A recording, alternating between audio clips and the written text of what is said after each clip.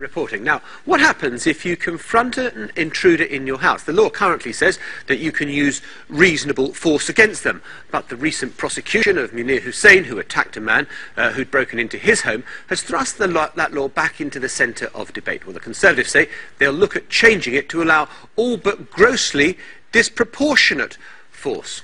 But what does that mean exactly? Well, with me is the Shadow Home Secretary, Chris Grayling, and Michael Wolkind, QC, the barrister, who defended both Munir Hussain and the Norfolk farmer Tony Martin, who was prosecuted in a similar case. And both of you, thanks very much for coming in. Out to Michael Wolkind to see what you make of that as a way of dealing with the law. Do you think the law does need to be changed, first of all? Probably not. The law already recognises that people react a certain way in the heat of the moment.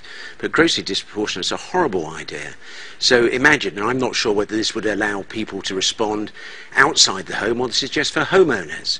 If I'm outside the home and someone tries to abduct my child, why shouldn't I have the same rights to defend my child there as I would inside the home? And so I managed to tackle the criminal, and I get him to the ground, and I kick him once, and that's reasonable, and I kick him twice, and that's understandable. 3 times forgivable, 4 times debatable, 5 times disproportionate, 6 times it's very disproportionate, 7 times extremely disproportionate, in come the Tories test, 8 times grossly disproportionate. It's a horrible test. But don't you think that it may be difficult to define in law, but in terms of public sentiment, that is, what Chris Grayling has just outlined is exactly where the public is. You ought to be able to use all force necessary. Well, some people think that. Not everyone thinks that. It sounds like state-sponsored revenge. I don't understand why sentencing should take place in the home. Why can't it go through the courts? Why can't the jury, as they always do, decide what's reasonable? Well, what about that's a separate point as well, is this a matter for the police to decide or for juries to decide? Well, juries decide at the moment whether the action of the householder or any victim is reasonable, and that's how it should be.